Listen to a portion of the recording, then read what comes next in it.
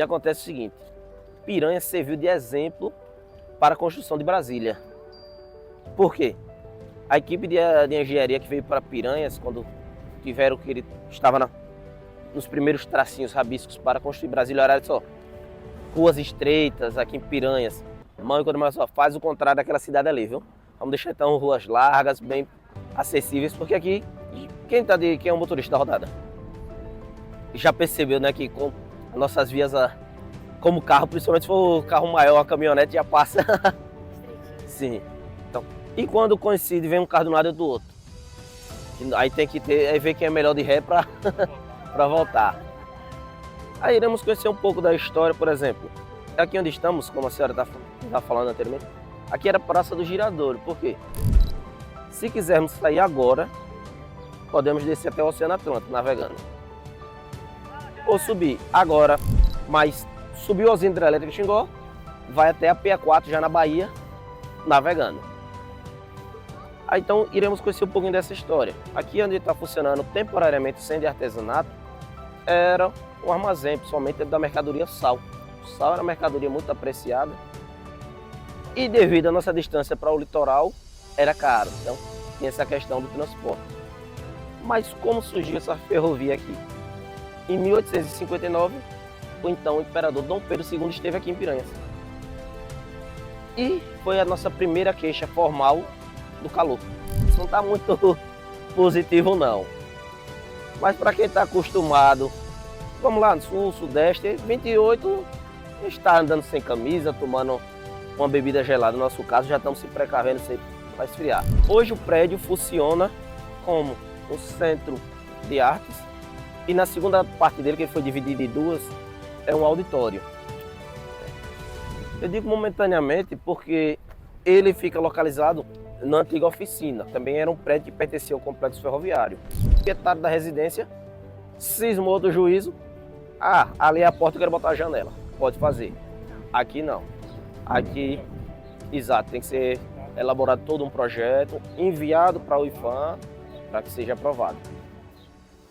Não só Piranhas, aqui no centro histórico, como se navegarmos um pouco mais de 12 quilômetros, estaremos na Vila de Entremontes, também bastante histórico. Inclusive, Entremontes começou a ser povoado primeiro do que aqui onde estamos. Aqui começou a se estar preservado, por isso que encontramos as casinhas coloridas, parecendo até um presépio, né? Já que estamos imprensados entre a Serra e o Rio São Francisco. Podemos dar uma entradazinha, dar uma olhada. Caso queiram gastar, pode ficar à vontade. Só não contem comigo para pagar. Que é a melhor parte. Oh, para quem está recebendo.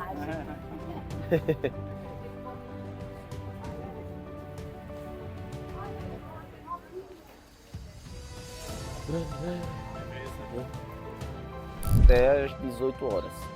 Aí já no sábado, eles estendem até às 20. E tem, dependendo do movimento, também se assim, caso algum grupo chegue e fale, eles podem ter essa flexibilidade. Durante a alta temporada, aí sim, aberta à noite. Somente os fins de semana. Aí aqui era a parte do trem seguir aqui, nesse caminho mesmo. E o pior, como pegar o GPS, não tem a saída para veículos. Se for, vão ter que fazer a volta, mais uma curva mais na frente, mais ou menos 1 quilômetro. Aí é o espaço onde o carro consegue fazer a manobra e retornar. Até 1964 era o Giradouro, quando o trem fazia a manobra. Aí ficou como referência. Aí se botar Praça do Giradouro no Google, o mapa lhe traz aqui. Se botar praça, se falar, pessoal, a Praça da Alimentação, aí o pessoal já fica confuso. Se é aqui, se é o Rota do Chico, ou se é outra no bairro Nossa Senhora da Saúde. Aí já gera uma confusão maior ainda. Aí no Giradouro o pessoal fica confuso, alguns nativos, mas se botou no GPS, como a maioria das pessoas utilizam, vai chegar aqui.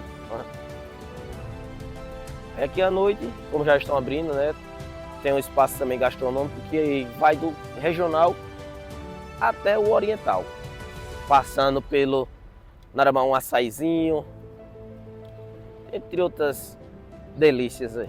Que não é bom nem começar a conversar agora sobre, porque abrir logo o apetite através do gerador.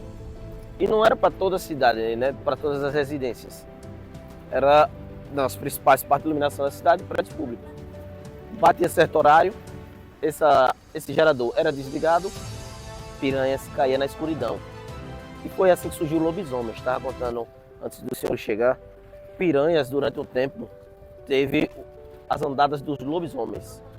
Mas não era o ser místico, aquele que batia a lua cheia, ele ficava agressivo, e nem muito menos o lobisomem do Ney Matogrosso. Vamos atrás aqui. Era simplesmente homens namoradores, muitas vezes casados, que aproveitavam a escuridão para se aventurar nas suas aventuras amorosas. Um deles, por exemplo, foi Pedro de Cândido. Pedro de Cândido é um personagem importante na história do cangaço, porque foi ele que foi torturado através dos militares, né, em 1938, e entregou a localização de Lampião, da fazenda Angico, a atual fazenda Angicos. Então, o Pedro de Cândido foi morto, confundido por um lobisomem. A Telemar, que era a empresa responsável por gerenciar toda essa comunicação aqui no estado de Alagoas, foi convidado, na realidade não, foi solicitado para que os orelhões tivessem ornamentaçãozinha. Aí pedimos uma piranha. Ele não temos piranha, temos surubim, mas todo peixe do rio traga para cá. Aí ficaram os surubim e também os cocos, né? Mas os coqueiros foram levados embora, os surubim ainda permanecem aí. Vamos subindo tranquilamente. Caso queira fazer um registro fotográfico ali, pode ficar à vontade. Já começa a se estruturar ali o local. Serão as músicas e as atrações à noite. Aí eles não vão ter mais espaço para manobrar. Aí quem quiser vir à noite, tem que vir caminhando ou pagar algumas vans. Mas vamos subindo devagarzinho. Cadê esse pessoal? Vamos subir aqui primeiro. Agora carro pequeno também não passa. Carro pequeno passa. Carro pequeno é tranquilo. Agora ônibus e até micro-ônibus fica complicado. Aí o que acontece? Os ônibus ficam parados no CAT, que é ali naquelas duas torres, com a apresentação do grupo de Chachado. Então, esse espaço fica disputadíssimo. Então, eu já recomendo, inclusive, amanhã cheguem por volta das 19 horas para procurar os melhores locais ali, porque apresentação. Então, quem está na frente consegue apreciar o espetáculo melhor do que quem está atrás. E chega um momento que o pessoal todo se levanta, então quem está atrás, 25 mil habitantes. Mas aqui o centro histórico não passa de 1000. E devido a essa questão do tamanho, o índice de violência é quase zero. Então, o pessoal fica à vontade de andar com telefone, carteira, carro dorme na rua, até porque, primeiro, o carro não dorme. E segundo, olha o nosso relevo, como é que vai ter garagem. Então, quem tem garagem aqui tem sorte, quer dizer, que não consegue não fácil não aqui. Aí aqui é bom para duas coisas. Primeiro, a manutenção do cardio. E o segundo é para testar as habilidades do condutor, principalmente se o carro for manual. Testar a embreagem aqui. Sai o boato, hoje é noite, hoje tem lobisomem na rua. Então, os homens já sabiam que tinha algum namorador passeando.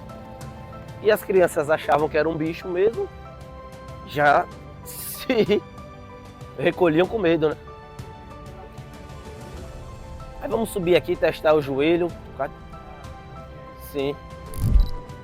E como fizeram a rota, Piranhas na história do cangaço se destaca bastante, até principalmente na história do cangaço relacionada a Lampião, mais do que a própria Serra Talhada, Pernambuco, a cidade natal do Virgulino Ferreira. Por quê? É interessante citar, Lampião nunca andou aqui no centro histórico. E foram as cabeças de Lampião, Maria Bonita e mais 9 integrantes.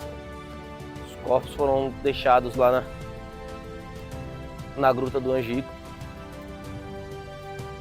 Mas além disso, os militares que abateram Lampião saíram daqui da cidade de Piranhas. Piranhas foi a primeira cidade a expor esse show de horrores. A imagem que eu falo na frente, sabe? Pega. Tem essa confusão, sabe? O pessoal gosta. Aí, no meio literário, Piranhas é sempre citado. E virou uma referência, né, para quem gosta da história do cangaço. Piranhas só sofreu única tentativa de invasão por parte dos cangaceiros, que foi em 1936. Por que Piranhas só sofreu essa tentativa? Como eu falei que Piranhas era ponto de volante significava o quê? Que Piranhas tinha um quartel e geralmente muitos militares aqui. E quando o Lampião assumiu o posto de chefia, ele evitava o confronto direto. Esse confronto só ocorria quando era o último caso. Geralmente ele evitava porque corria o risco de perder homens e gastar munição. Então, era descartado sempre que possível o confronto direto. E o risco não compensava quando ia calcular o benefício de invadir a cidade de Piranhas.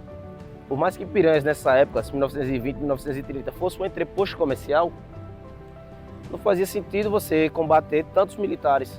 É tanto que no dia da saída, no dia 27 de julho, foram aproximadamente 50 militares que saíram para combater, então, um confronto contra 50 homens armados, fora o risco da população civil engajar, esse número aumentar, não compensa. O Lampião, inteligentemente, sempre optou pelo não confronto.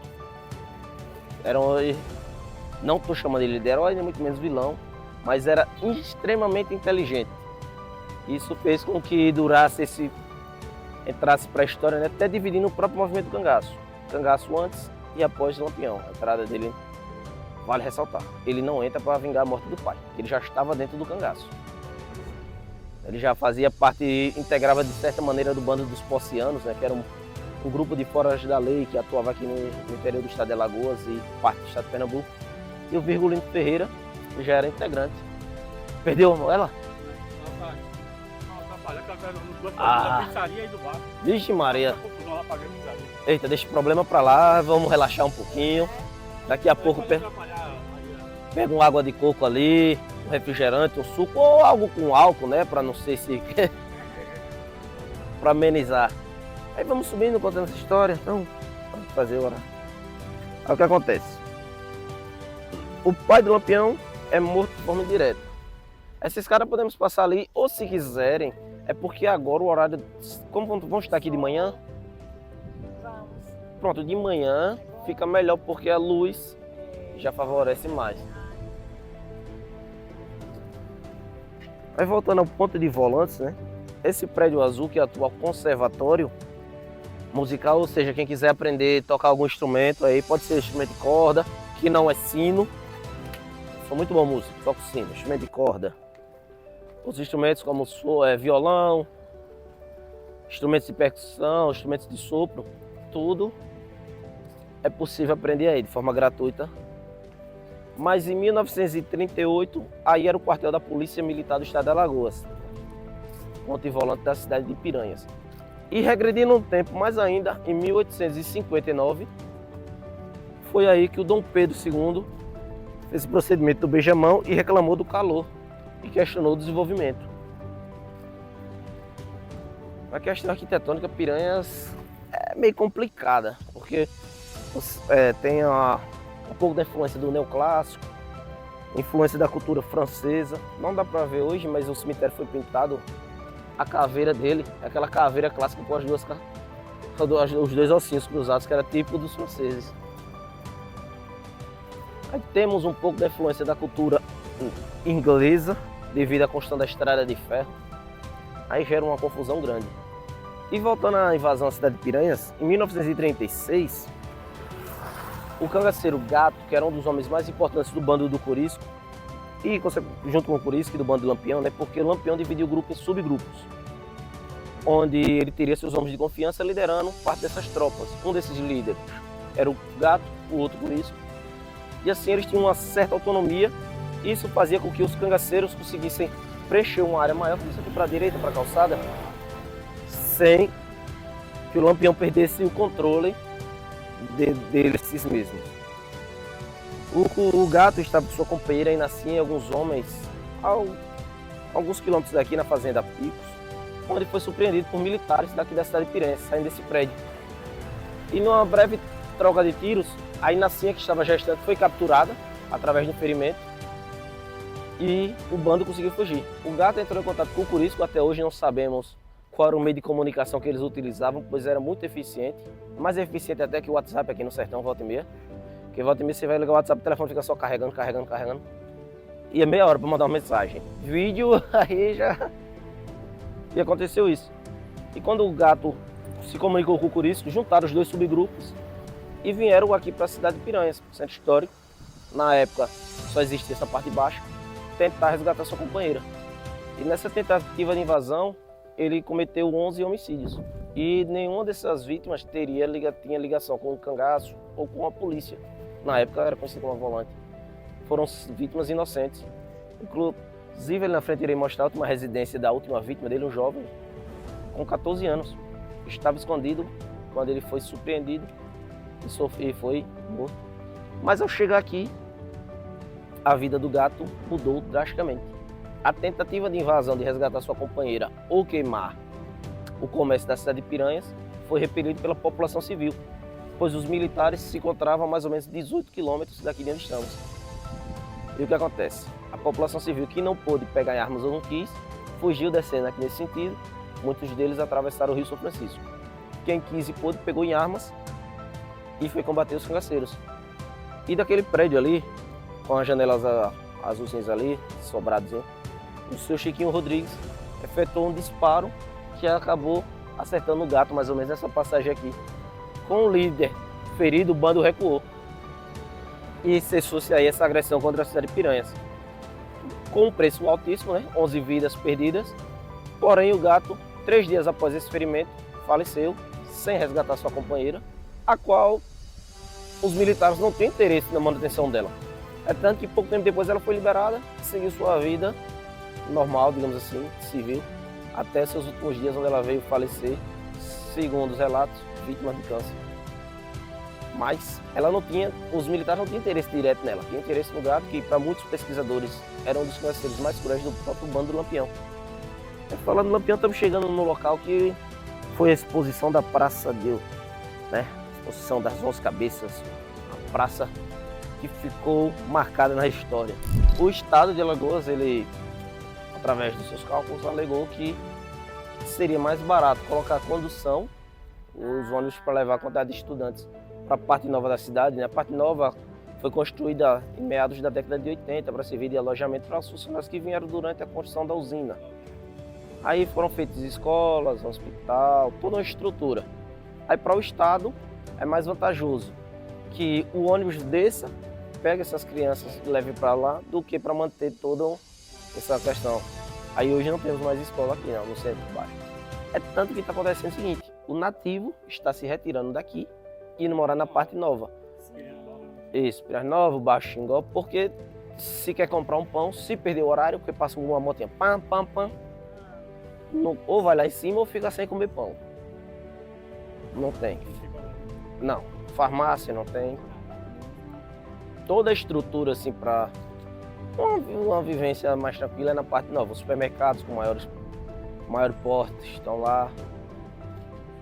Então tem essa questão. Aqui vai encontrar bar, restaurante. Não. Tudo. Não, porque a demanda é pouca. Agora se for vender, por exemplo, bebida, aí vende. Sim, agora essa questão já nem tanto.